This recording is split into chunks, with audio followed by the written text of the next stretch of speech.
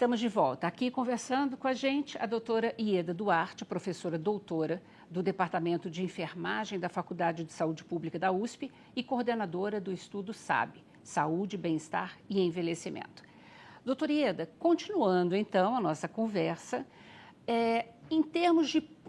Poderíamos citar alguns desses pontos principais de problemática levantada hoje no envelhecimento? Assim, vamos entender como é o envelhecimento, talvez fique mais fácil. Então, assim, nosso envelhecimento ele ainda é predominantemente feminino. Temos mais mulheres do que homens. E quando nós olhamos isso que nós acabamos de comentar, dos idosos que residem sozinhos, a proporção de mulheres idosas residindo sozinhas é muito maior do que a de homens idosos residindo sozinhos. Essa é uma característica do envelhecimento da nossa população. De um lado, a feminização, mas do outro lado também essa questão de como é que acontece isso no transcorrer do tempo. Os nossos idosos são saudáveis ou são doentes? Essa é uma coisa que sempre circula. Na maioria a gente precisa entender o que a gente vai considerar como saudável. Se saudável for não ter doenças, eu seria obrigada a dizer que a maior parte da nossa população é doente, o que não é verdade. A maioria dos nossos idosos possui pelo menos uma doença crônica. Agora, eu tenho mais de 60% deles que possuem duas ou mais doenças crônicas simultâneas. O que eu estou querendo dizer? Ele é hipertenso, diabético, ele é hipertenso e tem osteoartrose, e tem um problema cardíaco. Então, ele tem duas ou mais condições ou doenças crônicas simultâneas que, para que ele fique... que ele possa manter uma participação social ativa, essas doenças precisam ser controladas. Né? O que a própria Organização Mundial de Saúde estabeleceu como norte foi, não são as doenças as questões mais significativas, embora elas tenham uma importância bastante forte, o que mais pesa na questão do envelhecimento é se essas doenças ou agravos que ele tem o levam a uma condição de limitação funcional. Então, ele vai ficar mais ou menos incapaz. Então, o grande eixo norteador das políticas públicas em torno do mundo e aqui no Brasil também é garantir ou tentar garantir que as pessoas idosas permaneçam o maior tempo possível livre das limitações funcionais ou controlando essas limitações funcionais. É claro que eu posso ter alguma limitação, que eu tenho uma limitação visual que é compensada por um óculos, eu tenho uma limitação auditiva que é compensada por um aparelho, eu tenho uma limitação motora que é compensada por uma bengala, um andador, ou um novo treino de mobilidade, etc. Então, estas questões, elas passaram a ser o grande eixo norteador de todas as políticas voltadas para as pessoas idosas. Nós temos idosos com limitações funcionais? Sim, nós temos, mas a maioria, em torno de 75% da população idosa, é independente funcionalmente. Então, ele não precisa da ajuda de outras pessoas para fazer as suas atividades cotidianas. A nossa preocupação tem que ser justamente com aqueles 25%, 23%, 25% que têm limitações funcionais, que vão precisar de ajuda em menor ou maior grau. E se ele precisa de ajuda em maior grau, se ele tem essa ajuda, porque eu posso não ter disponíveis pessoas do contexto familiar que possam auxiliá-lo. E quando isso não acontecer, eu preciso de programas como o PAI, por exemplo, que vai contribuir para que essas pessoas se mantenham nas melhores condições possíveis, apesar da sua limitação. Agora, com o advento da pandemia, isso acabou se complicando um pouco mais, né? Porque o idoso não está saindo de casa, ele parou de fazer exercício, ele está se alimentando de uma maneira menos saudável. Assim, não dá para a gente dizer que ele está se alimentando de uma maneira menos saudável, depende um pouco se ele está conseguindo ter ou não acesso aos alimentos, né? Normalmente, se ele consegue ter acesso aos alimentos, não é a pandemia que vai modificar o seu hábito alimentar, a questão é se ele consegue acessar esses alimentos, e aí é toda essa questão da logística, de garantir que ele receba se ele não está saindo para comprar, que ele receba isso em casa, que alguém leve para ele. Então, a preocupação maior, sim, é com os idosos que residem sozinhos ou quando residem só idosos na casa, porque daí alguém vai ter que sair.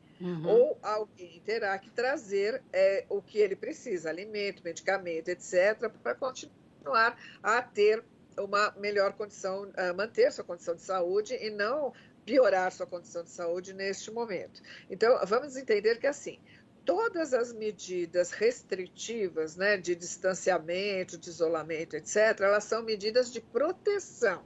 O que se quer é que as pessoas fiquem protegidas para não adoecer e, mais grave que isso, não virem a desenvolver quadros graves ou morrer por causa do coronavírus.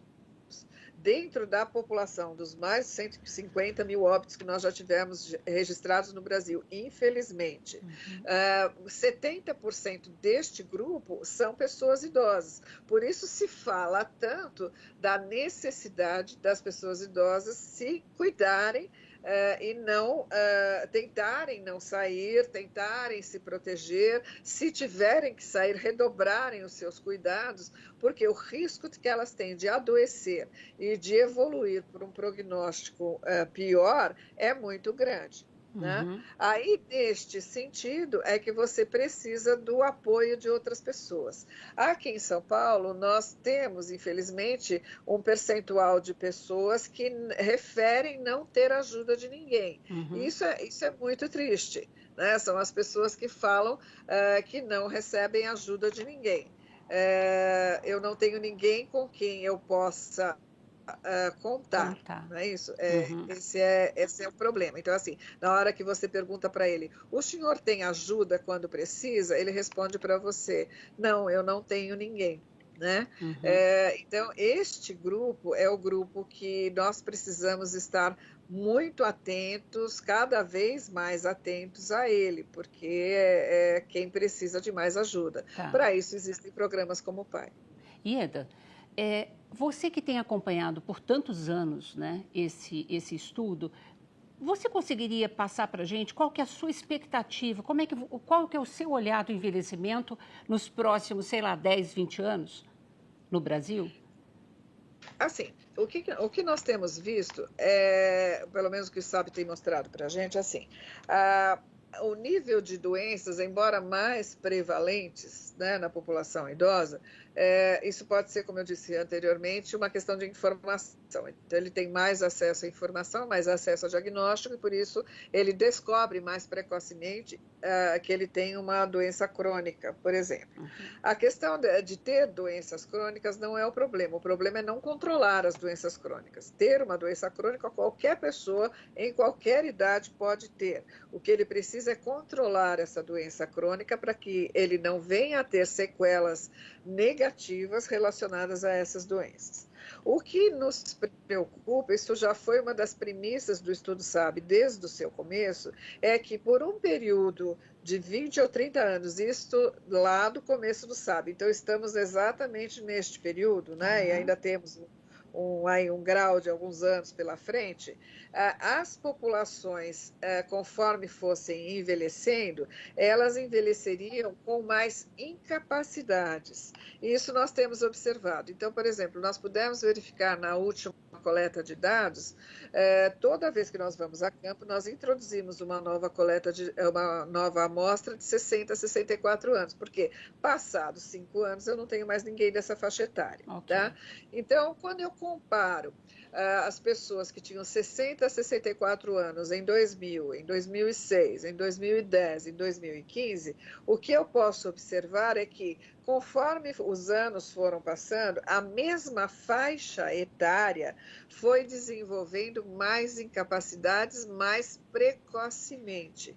E isso é preocupante, porque eu desenvolvo incapacidade aos 60 anos, sendo que hoje é esperado que essa pessoa tenha uma expectativa de vida até 74, 75, 80, 90, 100 anos, depende da pessoa.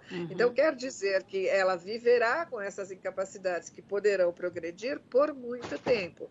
Então, a grande preocupação preocupação é trabalhar com as pessoas para que elas minimizem as suas incapacidades, trabalhem com essas questões para que elas possam dar conta de gerenciar a própria vida pelo maior tempo possível, se adaptando a essas transformações quando possível, para que ela não venha a necessitar de ajuda. Porque o que acontece? Eu estou tendo uma população cada vez mais envelhecida, estou tendo cada vez menos uma população mais jovem. A pergunta é quem cuida dos velhos amanhã, que precisarem ser cuidados. Não é uma questão só de não ter família, é uma questão de não ter população jovem para isso. Então, eu preciso criar mecanismos, serviços e uma própria sociedade mais acolhedora para justamente ter uma população idosa que possa circular nela adequadamente. Então, é a questão da mobilidade urbana, da acessibilidade. Então, eu preciso ter faróis. Esse foi um trabalho que a gente desenvolveu também, faróis que permitam que o idoso atravesse uma avenida sem ter que ir correndo com o risco de cair no meio da avenida, por exemplo.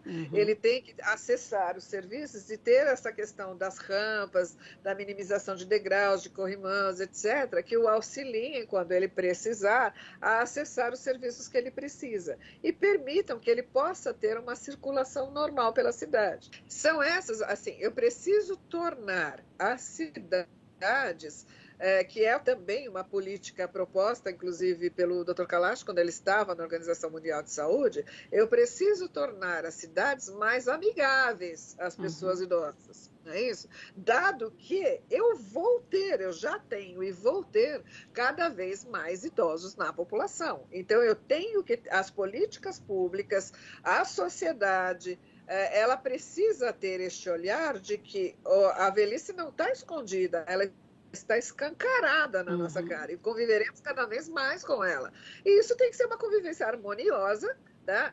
E eu tenho que ajudá-la a conseguir manter a sua participação social ativa pelo maior tempo possível. Então, essa é uma construção conjunta. E que a gente consiga mesmo, né, nesse processo, fazer essa construção e tornar São Paulo e as grandes cidades, as pequenas cidades, realmente mais amigas das pessoas idosas, né? Ieda, quero super agradecer, viu, a sua presença, que o Estudo SAB continue e que a gente possa conversar daqui 20 anos para a gente ter um novo panorama mais saudável, né?